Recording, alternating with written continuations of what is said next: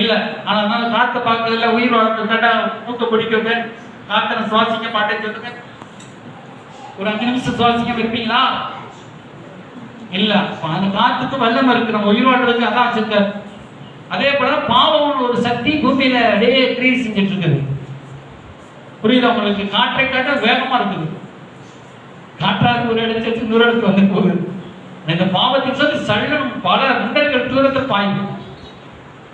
பாவ பிரமாணம் ஒண்ணு இருக்குது, அந்த பூமியில அலைகளை போல கண்ணில் பார்க்க முடியாதான் நடந்துட்டு இருக்கு பாவ பிரமாணம். இதுக்குள்ள ஒருத்தர் சிக்கிக்கிட்டானா அவனை சுத்திக்கிட்டே சிக்கிக்கிட்டே வைக்க அவனை கட்டி போட்டு பாவம் செய். அதான் பவுல் சொல்றார், நான் பாவம் செய்யக்கூடாது, நான் தீமை செய்யக்கூடாது நினைக்கிறேன், நான் தீமை செஞ்சு விடுகிறேன். அது எனக்குள்ளே. அதான் பவுல் சொல்றார் பாருங்க, எனக்குள்ளே. அந்த வசனத்தை பாருங்க. ஸ்தோத்திரம். அது என்ன? என் அவையில் உண்டாயிருக்கிற ஸ்தோத்திரம் பாருங்க. இருதம் சாந்தபடி நான் விரும்பாததை எனக்குள்ளே. நீங்க 17 வாசித்தீங்க, அதே 7:17. அதான் நான் அல்ல, எனக்குள் வாசமாயிருக்கிற பாவமே அப்படி செய்தது. எப்படி செய்தது?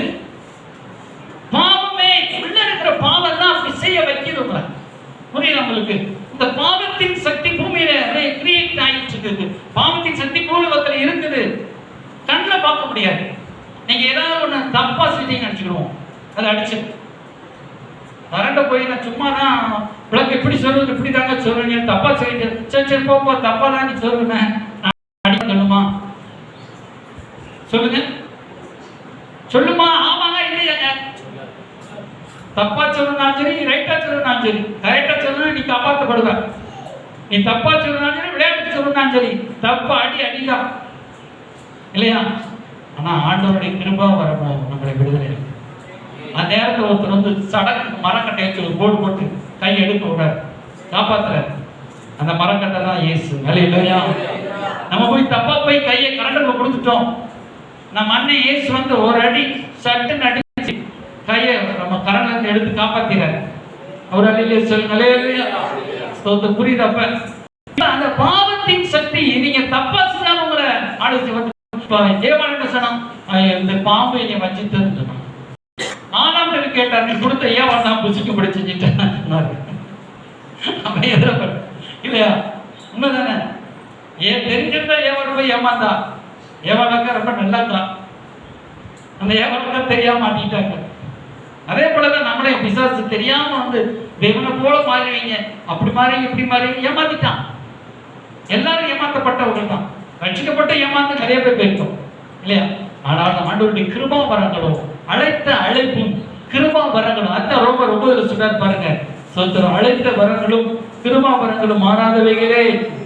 11 ரோமர் 11:29 தேவனுடைய கிருபை வரங்களும் அவர்களை அழைத்த அழைப்பும், உங்களை அழைத்த அழைப்பும் அவர் நம்மை வைத்திருக்க கிருபை வரங்களும். நீங்க பாவம் செஞ்ச உடனே உங்களோட போகாது, அது உங்களை திரும்ப கொண்டு வரும் ஆண்டவர்கிட்ட. அல்லேலூயா. இது வந்து அப்ப போலாமா கேட்டுறாதீங்க, எல்லாம் உங்களுக்கு கற்றுக்கணும்னு சொல்றோம். ஆண்டவர் எவ்வளவு அன்புள்ளவர் பாருங்க. அல்லேலூயா. ஆண்டவர் எவ்வளவு மேல் அன்பா இருக்காரு. சரி, ஸ்தோத்திரம். வேகம் முடிக்கிறேன். நீங்க 12:30 முடிக்கிறேன்னு கல்லறிவீங்க. இது வந்து டூப்ளிகேட் டைம். 10 நிமிஷம் பாஸ்டா போது அதெல்லாம் முடிச்சது. ஸ்தோத்திரம். 12:45 இங்க 12:12. சரி, ஸ்தோத்திரம். பாவமானது கற்பனையினாலே. சரி, ஸ்தோத்திரம். இங்க பவுல் சொல்றாரு, இந்த பிரமாணத்தினால கட்டப்பட்டிருக்கிறோம். இப்ப நீங்க என்ன செய்யணும்? மனதில் எல்லாம் தாட்ல இங்கே வச்சுக்கணும், சிந்தையில. இப்ப இயேசு கிறிஸ்துவுடைய கல்வாரி ரத்தம் சிலுவை மரணங்களை விடுதலை ஆகிச்சு. சரி, இப்ப பாவ பிரமாணம் எப்படி கிரியை செய்தோம்? தப்பா தொட்டாலும் அடிக்குது இல்லையா? கரெக்டா தான் சொல்லணும், ஆனா கைப்பற்றுச்சு, அடிச்சிருச்சு. அதே போலதான் நீங்க சும்மா சர்ச்சுக்கு வந்தாலும் இயேசுவை ஏற்றுக்கிட்டீங்கன்னாலும் பாவம் மன்னிக்கப்பட்டு, ஜென்ம பாவம், மனுஷ பாவம், முன்னோர் பாவம், எல்லா பாவமும் மன்னிக்கப்பட்டு. அல்லேலூயா. நீங்க இயேசுவை தேடி கண்ணீர் விட்டு அழுதாலும் ஒரு பாவத்தை மன்னிக்கிறார். கண்ணீரே விடாம இயேசுவே பாவத்தை மன்னிங்க, உள்ளத்தை விசுவாசித்தாலும் பாவத்தை மன்னிக்கிறார். அல்லேலூயா. நீங்க வியாதினால வந்தீங்க இல்லங்க, வியாதினால தான் நீ வந்த, ஆனா உனக்கு பாவம் மன்னிப்பு கிடையாது இயேசு சொன்னாரா? இல்ல, வியாதியோட வந்தீங்க, பாவத்தை மன்னிப்பு கேளு, ஏசப்பா உன்னை சுகமாக்குவாங்க, பாவத்தை மன்னிப்பு கேட்குறீங்க, உங்களே அறியாமல் ரட்சிப்பு உள்ள வந்துச்சு, உள்ள ஒரு சமாதானம் வந்துருச்சே. இது போல ஜீவனோட தெரிஞ்சு பிடிச்சிருக்கேன். அல்லேலூயா, ஸ்தோத்திரம், அல்லேலூயா. நேற்று தினத்து ஒரு அம்மா எங்க ரிலேஷன்ல இருந்து எச்சனத்துக்கு ஒரு அம்மா ரட்சிப்பட்டு வந்தாங்க. அந்த அம்மா பேர் என்ன பேரு? மாரியம்மா. மாரியம்மா. அவங்க வீட்டுக்காரர் இறந்துட்டாரு. அவங்க வீட்டுக்கு கொஞ்சம் வயசு இறந்துட்டாரு. சின்ன பிள்ளைங்க 10 வயசு பிள்ளையா அந்த சமாதானமே இல்லாம இருந்தாங்க. ஒருத்தவங்க சர்ச்சை கூட்டு போனாங்களாம். அப்ப இயேசு பிடிச்சிட்டாங்க. எரிசினத்திலேயே ஒரு ஆள், ஒரு குடும்பம் சாட்சியா இருக்கிறாங்க. ஆமா, அல்லேலூயா. சின்னத்தை போகுதுன்னு சாட்சியா ஒரு குடும்பம் சொல்றாங்க. ஒரே அவன் மயங்க வச்சுக்க பிள்ளை மகா பொண்ணுங்க மாப்பிள்ளை வைக்கிறனால கொஞ்சம் அப்படியே இதா இருக்குது. ஆனா பாருங்க சாட்சியா இருக்கிறாங்க. சொல்றாங்க 2 பஸ் ஏறி போறாங்க சர்ச்சுக்கு. அல்லேலூயா. எங்க ஆராதனை போல உண்டான்னு சொல்றாங்க. இத்தனைக்கு 5 வயசு தான், 5வது தான் படிச்சிருக்கீங்க. அல்லேலூயா. நீங்களும் சொல்லணும், அந்த எங்க சர்ச்சு பாஸ்டர் எங்க சர்ச்சு ஆராதனை போல எங்கேயும் இருக்காதுங்க சொல்றீங்களா? 1000 பேர் தான் நீங்க தான் சொல்றீங்க. வெளியெல்லாம் எங்க சர்ச்சை போல உண்டா, எங்க பாஸ்டர் போல உண்டா? அல்லேலூயா. சரி, ஸ்தோத்திரம். சரி, இப்ப பாருங்க அவங்க அப்படி சொல்றாங்க. அல்லேலூயா, ஸ்தோத்திரம். இப்படி ஆண்டவர் ஒரு சாட்சியா நிறுத்துகிறார். எது சமாதானத்தை தேடி வந்தீங்க, ஒரு கிங்டமே பரலோக ஆட்சியை கொடுக்கிறார். அல்லேலூயா. அதே போல அந்த பாவ பிரமாணம் எப்படி அது பவரா கிரியேட் செஞ்சதோ அதை காட்டும் 1000 மடங்கு பவர் தான் இந்த கிருபா வரங்கள். கிருபையின் என்ன பிரமாணம், கிருபையின் என்ன பிரமாணம்? கிருபையின் பிரமாணம், இயேசு கிறிஸ்துவினுடைய ஆவியின் பிரமாணம். இந்த பாருங்க, அந்த 8ஆம் அதிகாரம் 2ஆம் வசனம், 8ஆம் அதிகாரம் 2ஆம் வசனம், கிறிஸ்து இயேசுவினாலே ஜீவனுடைய ஆவியின் பிரமாணம். அங்க சரி, இங்க பாருங்க, என்னை பாவம் மரணம் என்ற பிரமாணத்தில் இன்று கரெக்டாக்கிருச்சு. அல்லேலூயா. உங்க மரணத்தோடு இணைக்கப்பட்டிருந்தவங்க, பாவத்தோடு உங்களை இணைக்கப்பட்டிருந்தவங்கள இந்த ஜீவ பிரமாணம், இயேசு கிறிஸ்துவினுடைய ஜீவ பிரமாணம். இப்போ இதெல்லாம் உங்களுக்கு இப்படி சொல்லி கொடுக்குறோம்னா நீங்க பைபிளை நல்லா அண்டர்ஸ்டாண்ட் பண்ணணும். பைபிள் தெரிய அப்படி சொல்லக்கூடாது. அது ஒரு காலத்தை சொன்னீங்கன்னா, நான் இப்ப நல்ல பைபிள் படிச்சு நீங்களே ஏதாவது ஒரு கள்ள உபதேசம் வந்தா கூட இப்ப இதுதான் சத்தியம் சொல்ற அளவு நீங்க வளர்க்கணும். அடுத்த தலைமுறையினருக்கு நீங்க ஒரு போதகத்தியா மாறி போல. அதனாலதான் உங்களுக்கு குறிச்சு வசனத்திலும் சொல்லணும். இல்லைன்னா ஒரு 2 கதையை சொல்லி ட்ரூவா தென்வான்னு முடிச்சிடலாம். சரி, இப்ப இந்த வசனத்தை பாருங்க, கிறிஸ்துவினாலே ஜீவனுடைய ஆவியின் பிரமாணம். இது ஒரு ஆவியின் பிரமாணம். காற்று கூட, காற்று ஏற்கனவே சொன்னேன், பாவ பிரமாணத்துக்கு என்ன உங்களுக்கு வியாக்கியம் பண்ணணும். அதே போல அதை காட்டும் 1000 மடங்கு பவர்ஃபுல்லானது இந்த கிறிஸ்துவனுடைய ஆவியின் பிரமாணம், ஜீவ பிரமாணம். இதுக்கு பேர் என்ன பிரமாணம்? ஜீவ பிரமாணம். இப்ப ஆதாம் மூலமா வந்த பிரமாணத்துக்கு என்ன பிரமாணம்? பாவ பிரமாணம் அல்லது மரண பிரமாணம். பாவம் மரணம் என்கிற பிரமாணம். இப்ப இயேசு மூலமா வருகிறது ஜீவ பாவ மன்னிப்பு, அது ஆவியின் பிரமாணம். பாருங்க, அதான் ஜீவனுடைய ஆவியின் பிரமாணம். அல்லேலூயா. நம்ம எல்லாரும் என்ன உட்பட்டவர்கள்? ஆவிக்கு உட்பட்டவர்கள். ஆவியின் பிரமாணத்துக்கு இப்ப ஒரு பிரமாணத்திலிருந்து விடுதலை ஆகி ஆவியின் பிரமாணத்துல வந்துட்டீங்க இல்லையா? இப்ப ஏற்றல் கார்டு போட்டு ஏற்றல் பேசுறீங்க இல்லையா? ஏசல்ல போட்டு ஏசல்ல பேசுறீங்க. அடுத்து என்ன ஜியோல போட்டு ஒரு கார்டு போட்டா மாறுது.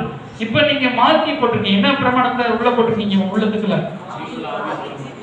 ஆவின் எந்த சிம் கார்டை போட்டிருக்கீங்க? ஏற்றல் சிம் கார்டு, சாத்தானுடைய ஆதாமுடைய சிம் கார்டா, இயேசு கிறிஸ்துவினுடைய சிம் கார்டை உள்ள போட்டிருக்கீங்களா? ஜீவனுள்ள ஆவியின் பிரமாண சிம் கார்டை நீங்க போட்டிருக்கீங்க. அப்ப வரி கட்டப்போ யாருக்கு வரி கட்டணும்? சாத்தானுக்கு வரி கட்டக்கூடாது. போய் பசப்பாத்து காணிக்கையும் ஒரு உள்ளான ஜீவித்து ஆண்டவருக்கு வரி கட்டணும். ஒரு அல்லேலூயா சொல்லுங்க. அல்லேலூயா. சரி, ஸ்தோத்திரம். இப்ப ஆவியின் பிரமாணத்துக்கு ஊழியம் செய்யும்படி இந்த ஆவியின் பிரமாணம் பழைய பிரமாணத்துல விடுதலை ஆக்கிருச்சு. அதான் சொன்னது, கிருபைக்கு நீங்கள் உட்பட்டு இருக்கிறபடியால் பாவம் உங்களை மேற்கொள்ள மாட்டாங்க. வசனத்தை படிச்சு பாருங்க. அதே ஸ்தோத்திரம் 7 சொல்வார் பாருங்க.